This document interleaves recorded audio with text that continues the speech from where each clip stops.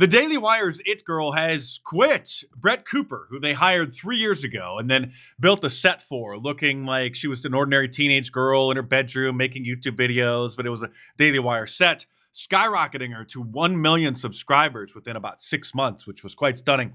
Up to 4.5 million subscribers. And now she is walking away from the show. At first, I thought she's getting back into acting. She did some acting when she was younger. Or I thought maybe she's just going to be a mom. She just got married and she wants to be a mom and not do the show. But the more I look into it, and after watching her message about her departure, it sure looks like it's about money. The Daily Wire is now valued at over $1 billion. Their revenue for 2024 exceeded $200 million.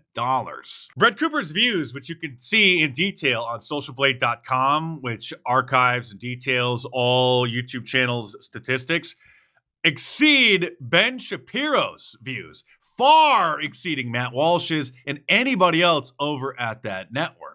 There were rumors circulating for the last few weeks that she was being forced out of the Daily Wire or that she had a falling out with Ben Shapiro and Jeremy Boring, the CEO, over them firing Candace Owens, but I wouldn't give a single ounce of credibility to that. I don't think she cares that they fired Candace Owens because she is more of a pop culture personality, not a political personality, and isn't really interested in America's foreign policy in the Middle East, especially when it comes to dealing with Israel. Here's her departing message, and you can hear it in her voice that she's not pleased about this, that there's some bad blood over there, and I am 99% sure it has nothing to do with any kind of creative differences. It's that she saw how many views she was getting and demanded a ton of money, which they didn't want to give her because the Daily Wire literally made her. They created her channel, created her show, poured millions of dollars into promoting her.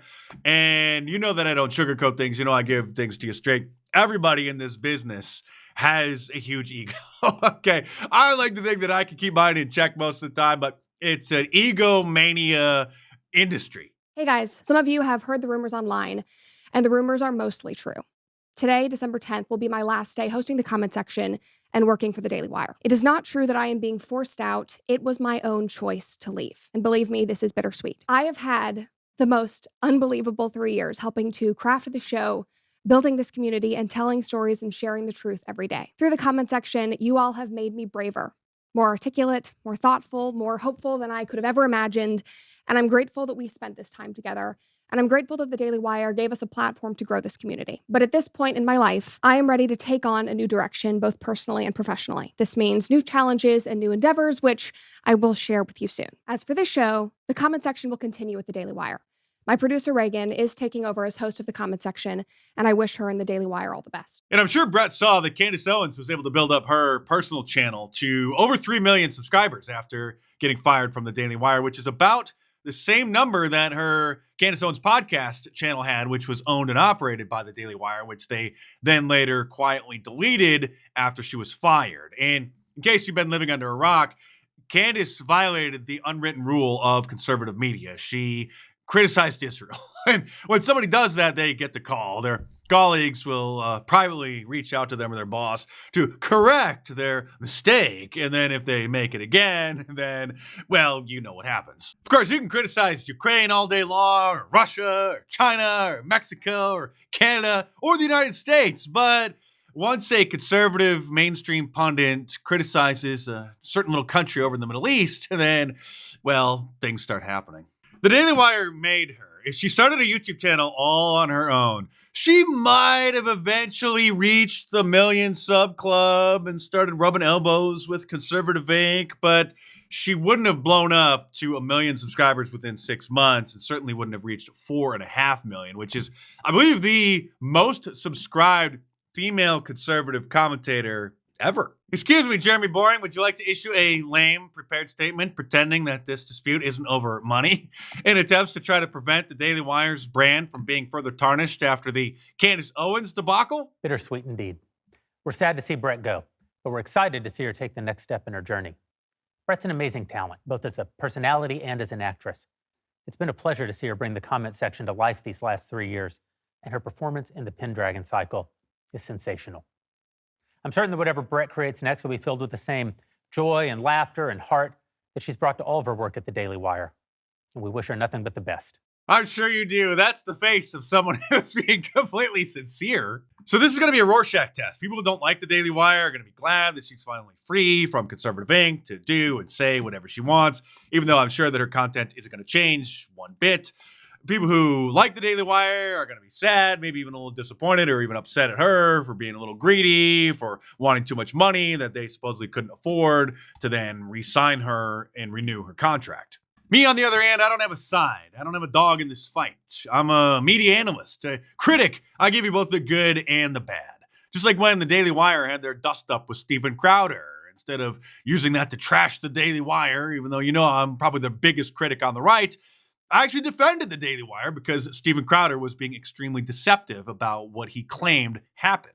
Steven knows that his audience doesn't know how this industry works, what the norms are, how the contracts actually function regarding monetization and ad revenue, and to a certain extent, I think, was even lying to himself. When the Daily Wire fired Candace Owens after she dared to express some sadness and sympathy for the innocent Palestinian civilians, women, and children in Gaza, after Israel's response to the horrifying attack that Hamas had waged against Israel, if you missed it, go check those previous videos because I probably literally am the harshest critic of the Daily Wire on the right. So few people actually in the right conservative media had the guts to call out the Daily Wire for doing what they did. They wanted to be a little bit afraid because the unwritten rule of not criticizing Israel became as clear as day. And I am the only conservative ever to point out that Jeremy Boring, the CEO of the Daily Wire, shut down the only Hollywood conservative secret society, which kind of secret society sounds kind of sinister, but actually was a good organization called the Friends of Abe, which was founded by Gary Sinise, literally a secret society in Hollywood of conservatives who would get together for annual dinners and events to network and build relationships and discuss ideas and have guest speakers. And then as soon as Jeremy Boring took it over as the director, he shut it down. But even if Brett Cooper is a greedy, egomaniac, Hollywood child actor turned conservative commentator who demanded way more money than the budget at the billion-dollar Daily Wire would actually allow, I still think that the content that she produced is valuable for the culture. And I hope that she does come back as an independent creator or through some other network and continues with her work. There's not a lot of young women content creators because the teenage girls and college girls, they need women in this industry to be able to connect with in order to put together the pieces of the puzzle, because they're certainly not going to be watching people like me or Matt Walsh or Ben Shapiro. But Brett Cooper can reach these young girls and plant seeds of conservatism in their mind and show them how they've been deceived by the liberal media and by liberalism in general. Lauren Chan, I think, put out some great content that probably appealed to young women and simps, as the kids say, guys who watch, female content creators just because they're beautiful. But sadly, she has disappeared in the wake of her accepting millions of dollars of Russian money. Amala Ekapanobi, or however you pronounce her name, is another young female content creator who kind of got discovered by Conservative Inc. and then worked for PragerU, but then left to, I think, become independent. I don't think she's associated with any major brand name conservative media company, and she has exceeded 2 million subscribers. These are all people, if you have teenage daughters, you should tell them to go and follow, because like I said, they're not going to be paying any attention to people like me. Riley Gaines, who has 500,000 TikTok followers over there. She's the swimmer who then became an activist trying to push back against wokeness and does a great job. Misha Petrov is another YouTuber you should have your young daughters subscribe to. She's probably barely 20 years old. Her channel is only 2 years old, and she is now approaching almost 500,000 subscribers. And as you can see, doing a fantastic job pushing against wokeness and, oh, looky here, the rise of anti-white hate and the media's silence. But we can't forget about Tomi Lahren, although she's not so young anymore. She still looks gorgeous. She's aging like fine wine. She's going to be in her mid-30s, and I don't think that her audience is really teenage girls, probably college age and above, and the topics that she gets into most of the time probably aren't going to appeal to the younger girls. So if we're going to continue to make progress in the culture war, it's only a certain demographic that people like me are going to be able to reach.